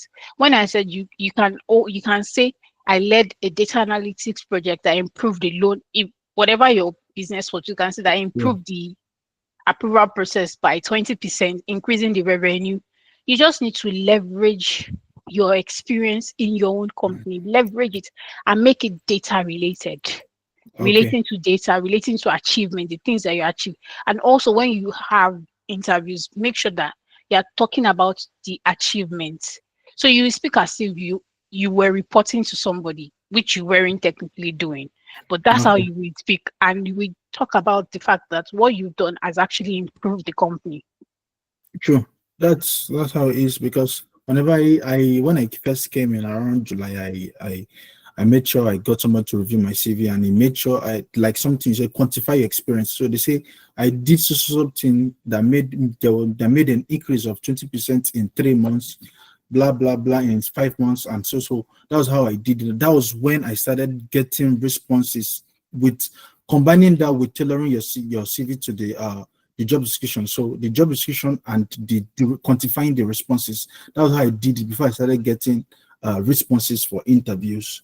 So that's what I did. The same way you quantified your CV, you quantified your experience in your CV. Make sure that during your interviews, you're actually quantifying your experience as well. You're hammering on the fact that you have achieved a lot of things. This is what you have achieved. It might actually be to you, like I said, it may be like you're bragging. That's what you will think. But you're not bragging.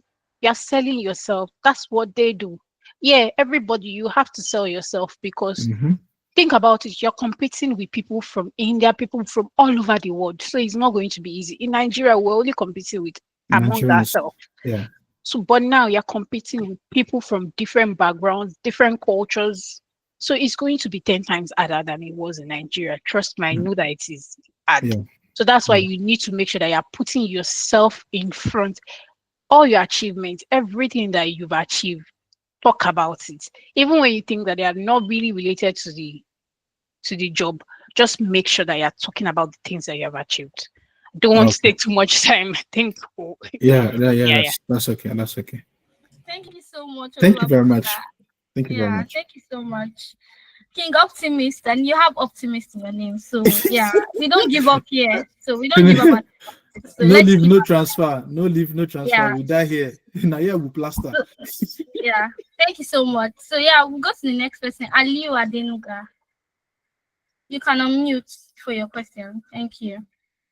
Yeah, in fact, I don't know what to say again now, because the only thing is that from those that have made the presentation, we've not really had someone who has actually navigated the deep waters in Canada.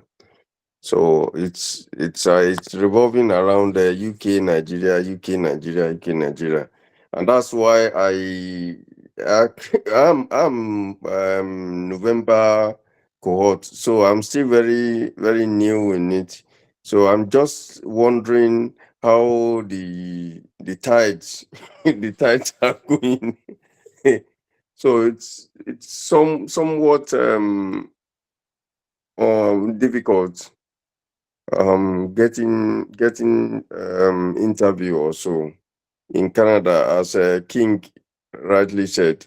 Even though I see myself as probably still very new, and I might be doing things, I mean, in an amateur way also. But I want to believe by January or February I should be able to up my game also. But really, so far, I think it's somewhat challenging in Canada. Hello, Ali. Hello. Can you hear me? Yeah, so the network. So I think Bukola had like mentioned what she was responding to King Optimist about maybe what we'll do in the next community engagement is to have someone from Canada talk about that, so that you have like an in-depth. But yeah, we have like sessions with Adeza on that, and he has been able, I think he missed those sessions. So what we'll do is probably do that again for next year and have Adeza on someone from Canada. But yeah, Bukola has also tried as much as possible to mention some strategies she has used from my end. So yeah. Yeah, that's why I related it to Kings and Yeah, what Bukola said. right, right. Thank you so much for that. Okay, Abimbola, Let me thank quickly add. Yeah, let me quickly add to say that I don't think that majorly there. I don't think there is much difference in terms of if you're in US, Canada, or UK. I feel like the culture there is what makes the difference, or the work culture there, or how they do their work is what would make the difference. So but I would use, for instance, I will also go back to UK to use that as an example. Like when you move to a new place or a new location, one of the things that we try to do, I'm sure that you must have been doing it as well. It's not like we all said that, okay, we are using ChatGPT. One of the things that we try to do is we put our ears in the ground to know what exactly is going on in that particular country where job is concerned. So whatever we have talked about here is not peculiar to you. It's not peculiar to UK or peculiar to US or Nigeria.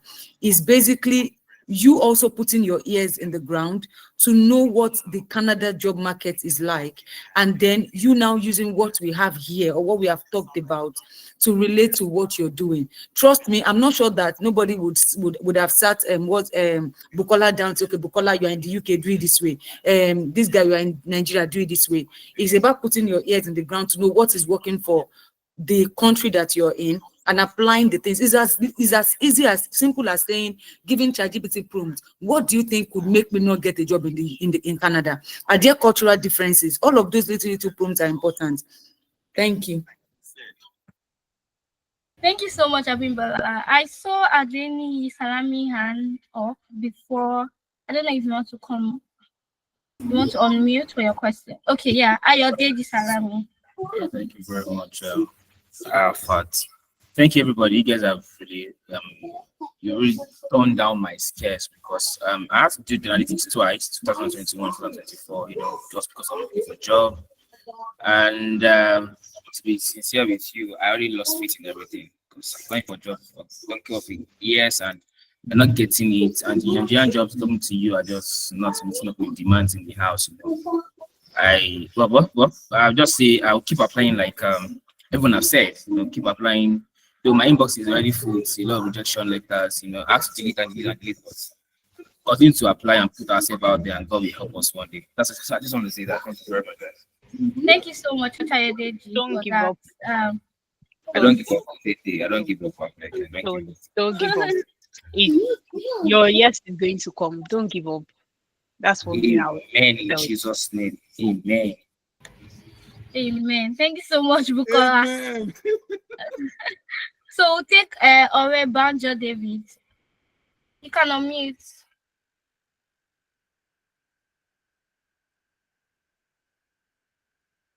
Hello, are you there? Okay. Yeah, hello. Thank you very much for the enlightenment and of the program. I really appreciate and I enjoy every bit of it. So I'm in the UK. I would like to know about more about the support. That the support to succeed. Okay. I don't know. I try to check my location, but I can only find that the support to succeed is in Greater Manchester, and I live in Huddersfield, that's in Kirklees Council.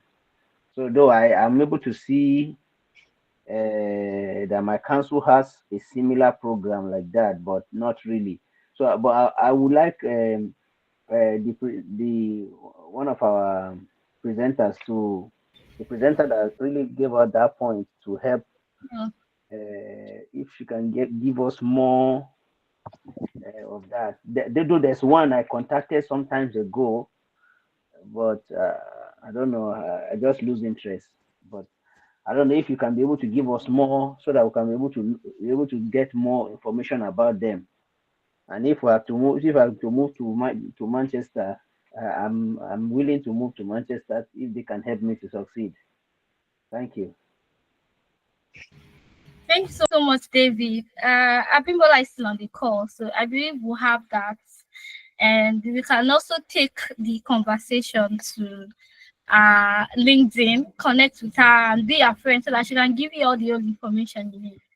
I mean, but I don't know if you have something to say on that. Well, we just take the last person. So you can take Aloha. this question. Anything we'll talk after now. You can let me know anything you need. That's fine. Anything you sent me, I will just make it available. Arafat, it's fine. All right. All right. Aloha. Dinedo. Do you want to unmute? That's like the fifth person. I believe we'll I'm so sorry. Can you hear me, Arafat? Yes, I can hear you, Elijah. Okay, all right. So we'll just take Aloha. Yeah. Aloha, sorry. Yeah, Aloha.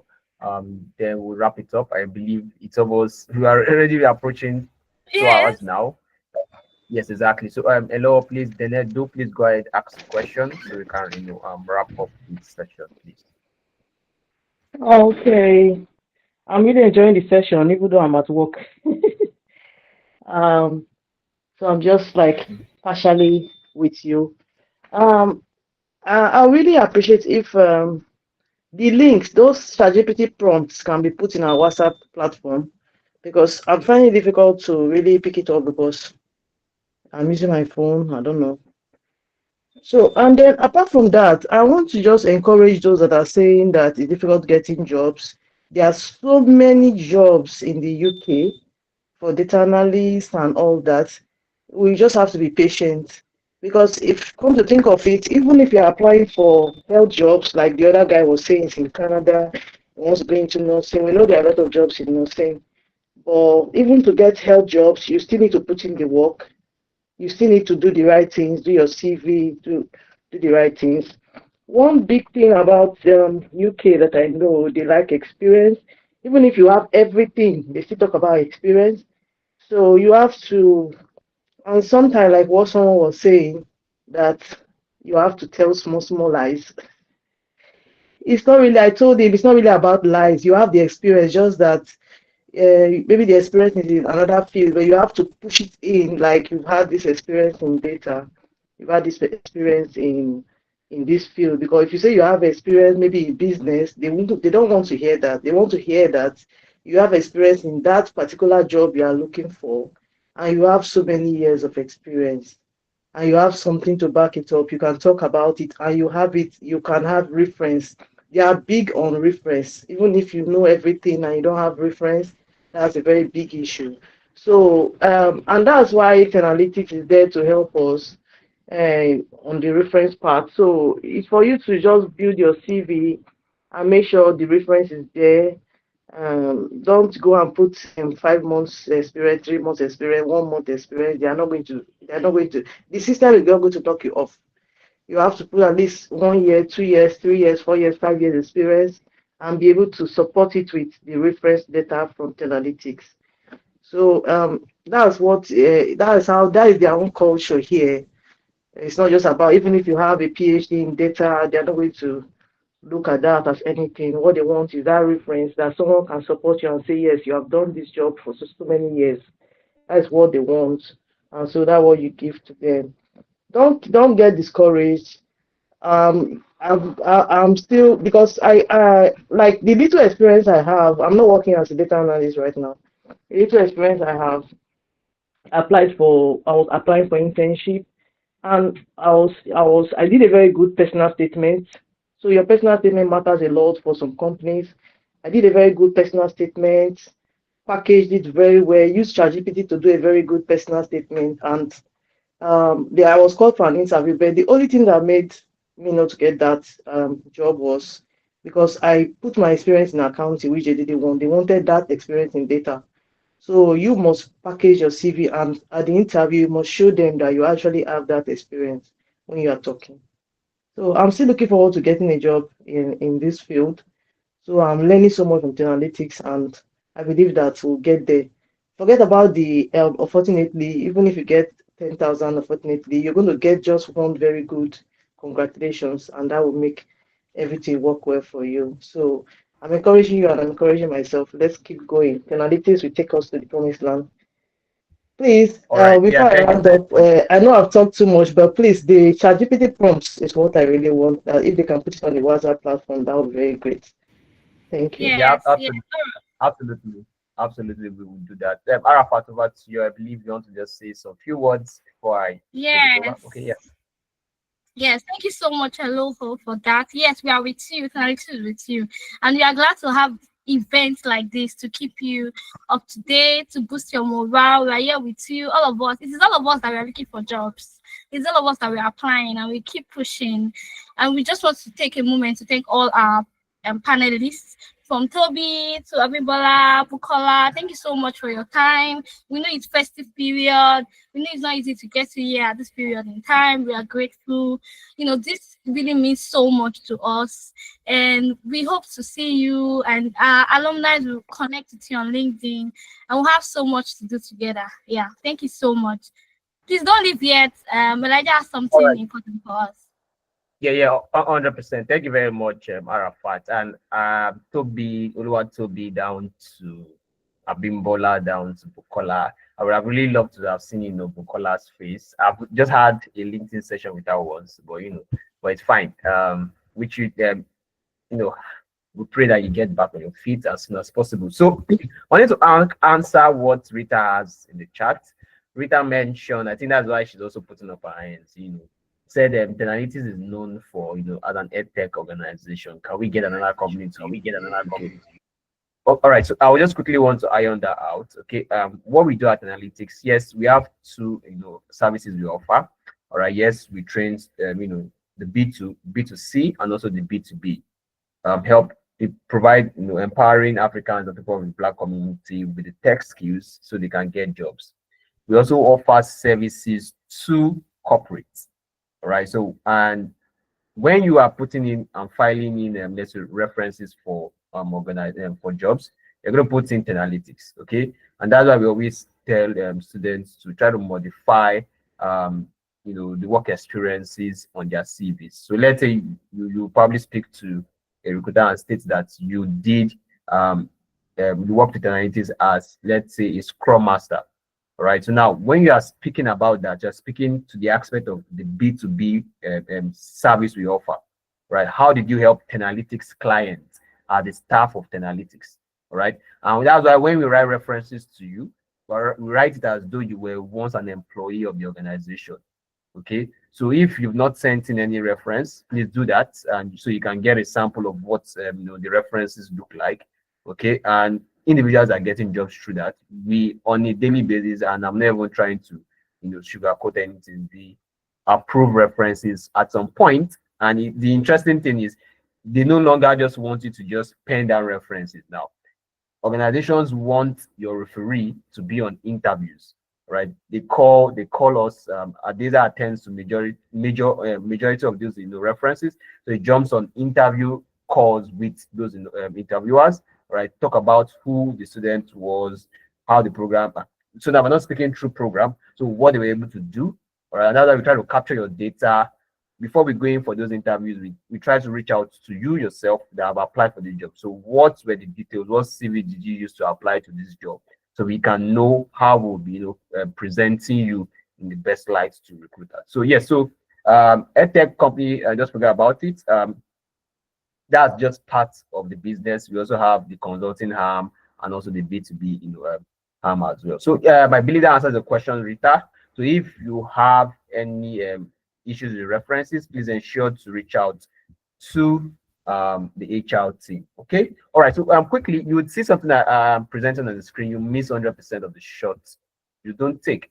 And when Bukola said over 2,000 jobs, it's you know what it means to have applied to have applied to over 2,000 jobs, like from 1, 2, 3, 4, 5, 6, 7, 8, 9, 10, 11, 12. Like that. I don't know how she did it, but and I love the fact that she spoke from experience. And I believe that it's also we should also pat ourselves at the back. It's more like a motivation to us. Okay. You miss 100% of the shots you don't take. So if you don't apply, there is no how you can get called up for interview. All right. So keep applying. Yes, it's going to be hard. I believe when I speak to people, I don't try to sugarcoat anything. It's going to be hard. You're not going to. It's not easy.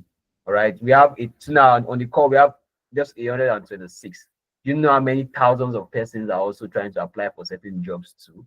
So put your best foot forward.